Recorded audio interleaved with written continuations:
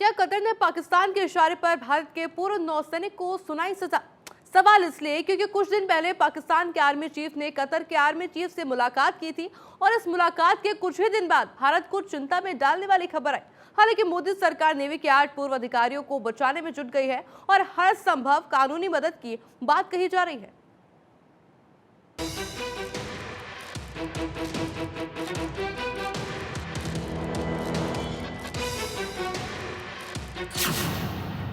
Qatar ने झूठ का फंदा बनाया, इंडियन को फंसाया।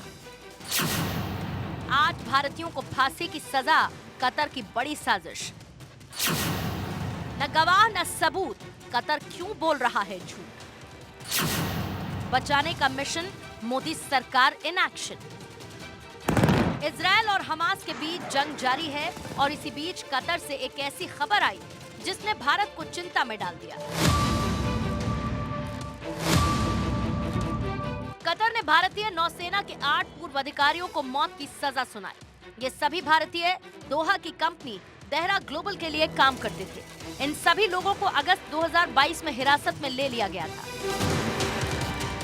अब जरा इस तस्वीर को देखिए। इस तस्वीर में कतर के आर्मी चीफ और पाकिस्तान के आर्मी चीफ नजर आएंगे। दोनों के बीच कुछ दिन पहले बैठक हुई थी और अब सवाल उठ रहा है कि क्या पाकिस्तान के इशारे पर कतर ने भारत के पूर्व नौसैनिकों को सजा सुनाई। इस मामले को विदेश मंत्रालय ने अप्रत्याशित बताया। विदेश मंत्रालय ने स्टेटमेंट जारी किया है। हम इस मामले को बहुत महत्व देते हैं और इस पर बारीकी से नजर रख रहे हैं। हम परिवार के सदस्यों और कानूनी टीम के संपर्क में हैं और सभी कानूनी विकल्प तलाश रहे हैं। हम सभी काउंसलर और कानूनी सहायता देना जारी रखेंगे। फैसले को कतर के अधिकारियों के समक्ष भी उठाएंगे। 8 भारतीयों के फांसी की सजा की खबर जैसे ही भारत सरकार को मिली, इसके बाद विदेश मंत्रालय एक्शन में आ गया। 8 भारतीयों को स्वदेश लाने के लिए जुट गए। बीजेपी नेता आरपी सिंह ने कहा कि कतर की सरकार से बातचीत चल रही है।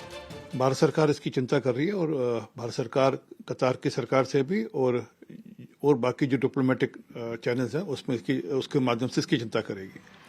वहीं विपक्षी नेताओं ने भी 8 भारतीयों को कानूनी सहायता देने और भारत लाने की मांग की है। हमारे लिए ये मानना बड़ा संभव नहीं है कि उन सैनिकों ने ऐसा कुछ किया होगा जिसके कारण उन्हें कोई दंड दिया जाए। ये तो छोड़िए कि उनको मृत्यु दंड दिया जा रहा है। हमको ऐसा लगता है कि ऐसा नहीं हुआ होगा।